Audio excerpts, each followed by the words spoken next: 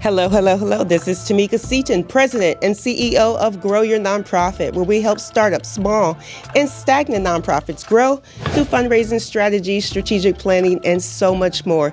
Before we get started, I'd like to thank the sponsors of my podcast. Hodges University with a campus in Fort Myers. Stay near, go far. They change lives for the better.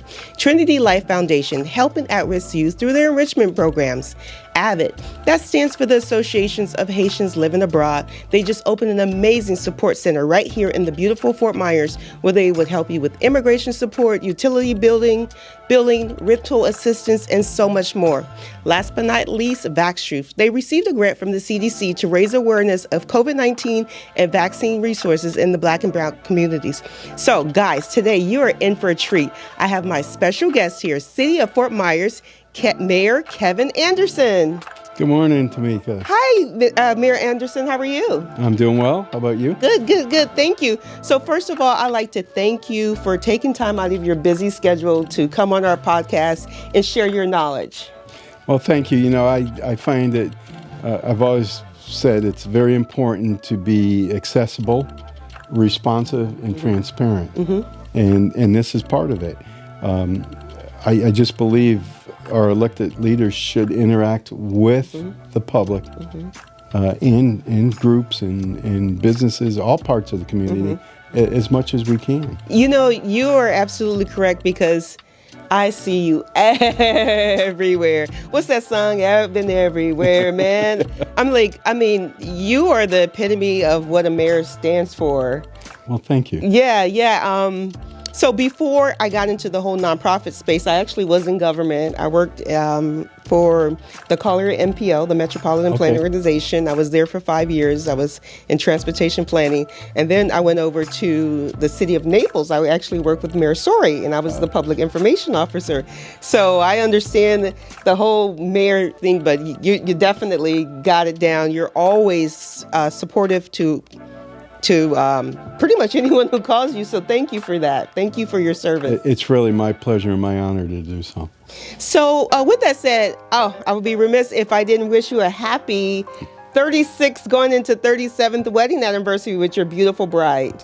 Well, thank you. I was very fortunate to meet Krista back in the mid-'80s, and we've had a really great life. She's been behind me in my career paths, and it's just really great to have a good partner. You know, that's a blessing. It's a blessing. I when I read your post, because we're friends on Facebook, when I read your post, you quoted the Bible. I think it was parentheses. Well, I did Genesis, how God created man, and created the partner. Right. And then Corinthians about love. Yeah, and actually I'm getting married in June. Oh, congratulations. So thank you. So I was thinking about my vows, and I actually copied it and sent a copy to myself. So I'm going to incorporate that into my vows when I say that to my future husband. It's a really great verse. Yeah, it is. And it really sums up a lot about love and relationships.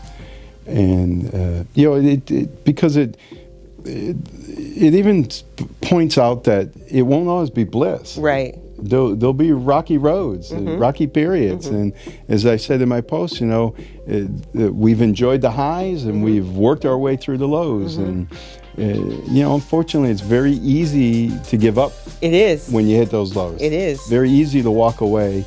And sometimes it takes a lot of strength and commitment to fight through those lows and those rough times and get back up to the good times. Yeah, you're right. So before we get in our interview, I have to do something which I've never done before. My fiance, Daryl Peters, he's a big fan of you. He loves you.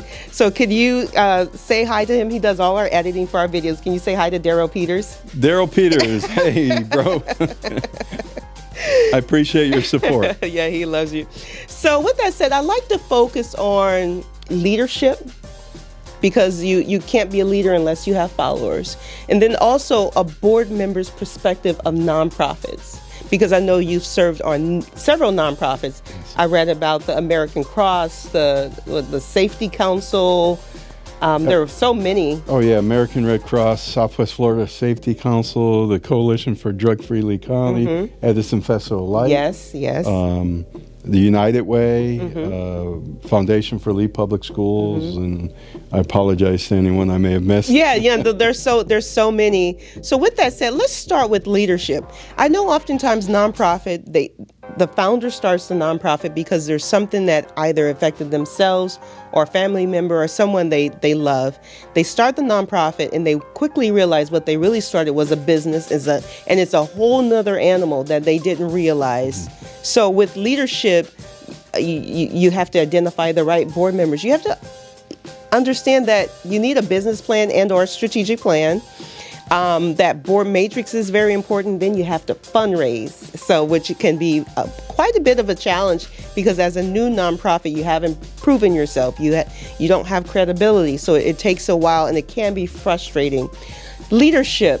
What advice could you give to a new founder of a nonprofit and a nonprofit leader who sort of struggling and doubting themselves about their leadership? Well, first, let me say from a government perspective, we need nonprofits.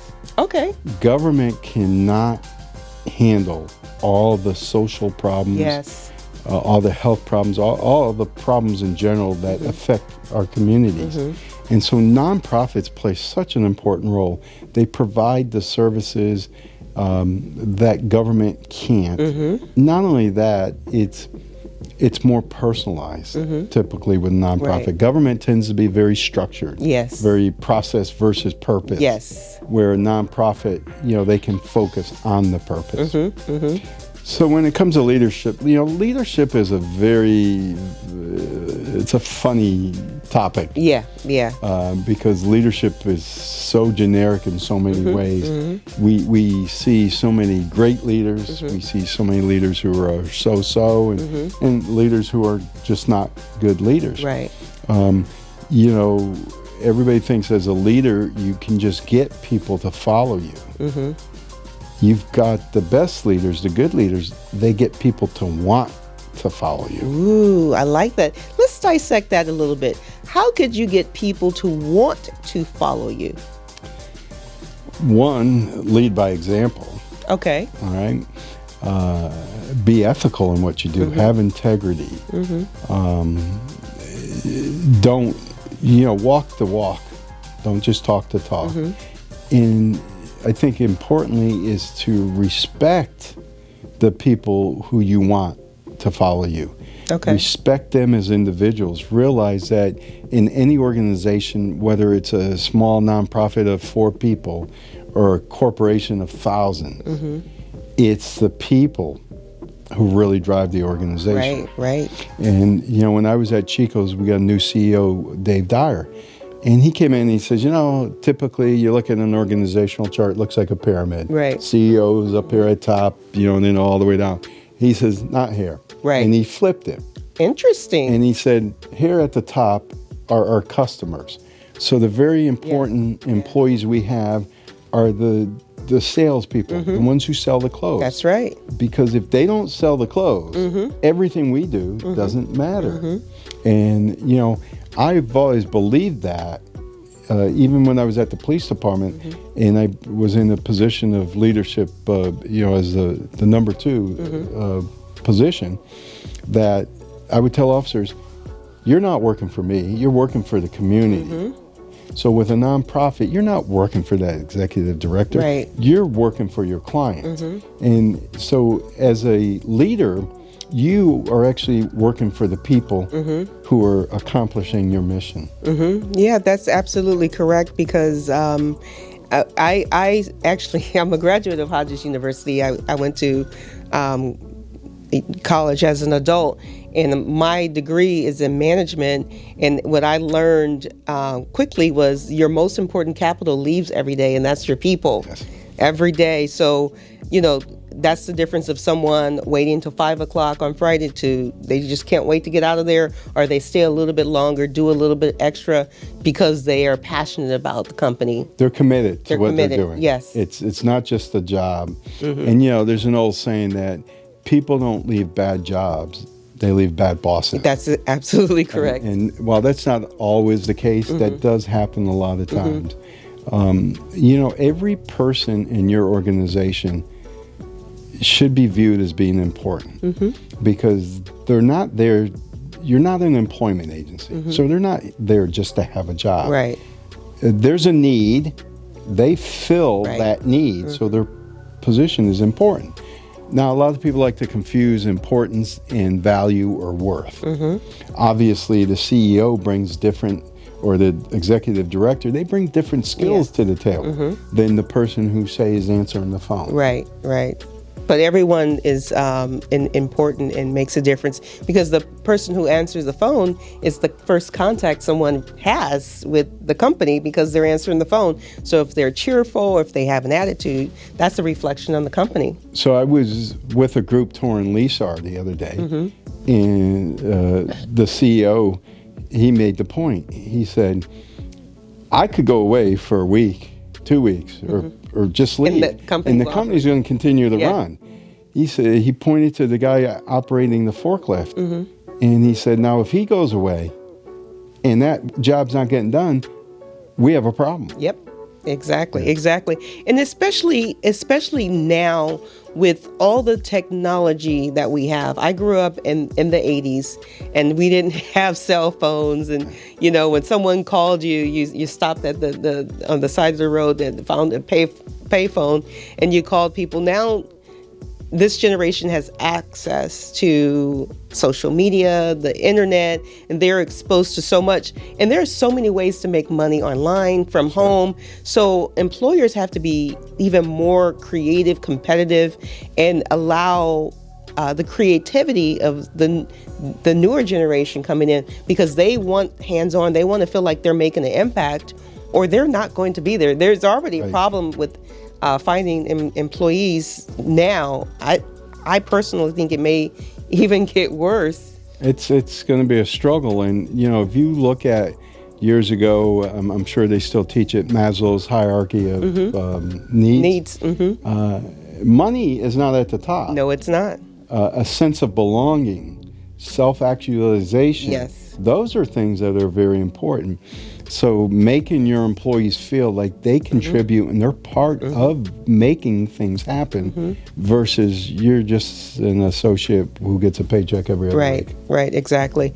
So let's shift a little bit to a board member's perspective on nonprofits. You mentioned that all the different nonprofits that you served on. As executive director of a particular organization, we were a recipient of the United Way grant, and every year United Way would come in. I call it the dog and pony show, and you would have to give a presentation. They would send you a list of questions, and you would have to basically answer those questions within the presentation and give them a tour of your facility. And I'm telling you, they make you really stay on top of your reporting and just everything that your organization encompass. So with that said, from a board member's perspective, what do you look for? Because I'm sure you get invited all the time to serve on boards of nonprofits, but it's not physically possible, right? So how do you decide what nonprofits to serve on and to stay on? So, backing up to my days at Chico's, there was a period of time where I oversaw charitable giving. Okay. And when that happened, I got a lot of requests to be on boards. And I would tell people, I said, now, are you wanting Kevin Anderson to be on your board? Or are you wanting a representative of Chico's who you think has access to lots of money on your board? What you need, what you should be looking for is board members who are very passionate about what your mission is, what your cause is. And so I would suggest to them, you need to find someone within our organization who is passionate, and ideally they're in a position where they have access to the people who make the decisions about where the money's donated to. Unfortunately, I know people who get on boards to build their resume. So when I'm asked, and in fact, I was asked 2 days ago to be on the board, and I don't have the knowledge of what the nonprofit does. I understand what they do, and I support them. And they do great work helping undocumented or uninsured people with insurance and medical needs. And I am passionate about supporting them. But I have to consider, what do I bring to the table? Usually you're looking at time, talent, or treasure. Some people can bring the financial backing, whether it be through themselves or they have access to others to give money. Others, there's a talent, like maybe they're an attorney, so they can help with legal needs. And in some people, it's a matter of time where they can roll up their sleeves and make things happen. So that's important to make sure. As a board member, do you have the time to commit to the organization? And you can imagine in the position I'm in and with the boards I'm in, time gets very tricky. Yes. Interesting. So once you're on the board of a nonprofit, you're passionate about that particular cause. What are some of the things you're looking for? I know a lot of nonprofits are really frustrated with their board because, they don't do anything. They watch the clock. Oftentimes they don't show up to the meetings. So you mentioned the importance of, from your perspective, of being passionate about that particular cause, where some other people will maybe just join the board because they're a friend or they're familiar with the person. But I often ask, did you have a board orientation process? Did you come up with a board matrix to see what diversity, and I'm not just talking about race and ethnicity, what diversity you want to have on your board, your different skill sets? And was there orientation? Did you let the person know what the commitment is, which what we talked about, get, give, and leverage the organization, so they understand on the annual basis, we expect for you to give something, even if it's $1 every year, because we definitely want to say 100% of our board gives. So have you been experienced with boards who actually have that orientation and board education and that sort of thing? Absolutely. I've been involved with some boards who do a great job of making sure you understand what the expectation is from the organization, as well as what my expectation can be from them. So, one of the things is time management. I respect the boards who respect not just my time, but the other board members' times. Time management. Time is a precious commodity. And you can't get it back. Once you use it, it's gone.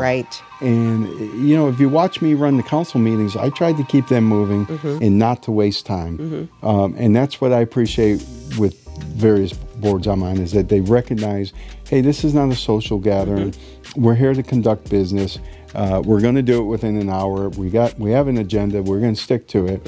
It gets tricky again because you want people to voice, make contributions, to contribute to everything, and not feel stifled. But by the same time, you want to make sure the time is managed. When it comes to the money piece, I don't want to be associated with a board that people say, oh, well, they don't really do anything. We don't see where the money goes. Yes. You mentioned United Way. United Way collects every year millions. Millions of dollars. In fact, I think it was, 12 or 13 million this year. And they are very rigid, very tough on how that money is distributed, and they are very conscious of how the organizations they support spend the money. And I think that's important. It's the same thing with tax dollars. If you tell people you want to raise taxes for general purposes, to make life better in the city, they look at you and say, no, I don't understand that. Yes. But you say, hey, we want to raise the tax by this much because we want to increase our green space by 37%. People can understand that. Right. You know, if you can say, hey, if Tallahassee did a great job with the pennies, I forget, the penny sales tax, you would be waiting at an intersection through 4 light changes, and the whole time you're looking at this big sign. Your penny tax will improve this intersection. Yeah. Right? And people can say, okay, that's a good use of the money. Well, it's the same thing with a nonprofit. If you're going to give your hard-earned dollars, you want to make sure the money's going to be used good. Exactly. So having that responsibility with the accounting and just the whole plan and keeping your board abreast. So as you know, we're out of time. Yeah. The time goes by so fast. So any last words or advice you could give to a nonprofit from a board member's perspective, and perhaps nonprofits don't know what board members are perhaps thinking, just not necessarily the nonprofits who do it right, the best case, maybe some nonprofit boards you've served on that you maybe didn't express yourself, that you can kind of give advice to nonprofits that they didn't know. I guess if right off the top of my head, I would say, be passionate about your mission. Be committed to what the mission is. Don't have all the little fluff and games and everything else. Be focused on, if your cause is feeding the hungry, focus on feeding the hungry. You know, understanding that we'll probably never eliminate hunger, unfortunately. Yes. But we can make a dent. We can make a difference in X number of people's lives. Be specific. Yes. Like your SMART goals. Yes, and just be focused and try to be the best nonprofit you can be. Don't get money's important. In fact, there's an old saying: it's not about the money; it's about the money. Obviously, you can't run your organization and provide the services if you don't have the proper funding. But I think if you're busy chasing the dollars, it's a different story. But if you stay focused on being a good nonprofit and providing the services, then I think the dollars will chase. They will come. That you're absolutely correct. So what is missing? Because you don't know what you don't know. So as I stated earlier, a nonprofit founder is passionate about the cause, but they don't have the business acumen side of running the business. Is it a business plan that's missing? Is it a strategic plan that's missing? Is it outside help that's missing? Because perhaps they don't know that they're all over the place and they're not focused. So it's a combination of those things. And this is where your board members come in. This is where, you get somebody with that talent. Maybe it's an attorney, maybe it's a CEO of a business or a business person who has that business acumen, who can come and help you and guide you. And that's, don't always go for the name. Right. You know, it's not necessarily will be good for your board either. Sometimes the name's good. Sometimes it's good to say, hey, we've got this person on our board. Yes. Sometimes it's not. But if, again, time, talent, and treasure. And so if you have to have that right blend. Right. And understand that, as you mentioned, we don't know what we don't know. And the best way to answer a question that you don't know the answer to is, I don't know. Right. And then the best thing to do is to find someone who does know. Exactly. And that's where if you have a good board where you can pick up Joe business owner and say, hey, here's what I'm looking at. What do you think? So, Mayor Anderson, thank you so much for your time. I know we'll have to continue this conversation at a later time. So thank you so much for your time. If someone would like to just reach out to you for advice, because you're not serving on any more boards, so don't reach out to him to ask him to serve on your nonprofit board. But if someone wants to reach you, how could they reach you? If you want to leave a website or your assistance number, it'll appear on the screen. So I will leave you with all one word, Mayor Anderson @city, ftmyers.com. Okay. I do my best to answer emails within 24 hours. You can also reach the office at 239-321-7732. Again, I try to answer return phone calls within 24 to 48 hours. And then on my business card, you'll find my cell phone, 239-980-7732. I have to correct the office number. I got them mixed up. Uh-oh. The office number is 321-7020. Okay. 321-7020. Cell is 980-7732. You hear that? You guys just scored. You have the City of Fort Myers Mayor's cell phone number. Use it appropriately, guys. Well, Can I just say? yes. I don't think that's a big deal because so many people have it. Interesting. It's on my business card. That's awesome. And you know what? People, I have to say thank you, public, because the people have been very respectful. Even though they could call my cell phone, so many of them call the office. Wow. And it makes it easier to manage. Yeah. But if you have to get a hold of me quick, the cell phone's there. You're probably better off calling the assistant and saying, hey, I really need them. Yeah. And let her track me down. But it's all, as I said, accessible, responsive, and transparent. Like I said earlier, you're the epitome of that. So thank you so much. No, thank you. Guys, today you've been so blessed with the presence of Mayor Kevin Anderson with the City of Fort Myers. I hope you learned something today on leadership as well as a board member's perspective on nonprofit. If you have any questions, you have Mayor Anderson's cell phone, or it's best to reach out to his assistant. And it is correct. I reached out for this interview, and the response was almost immediate. So thank you so much. Guys, stay tuned for more Grow Your Nonprofit podcast episodes.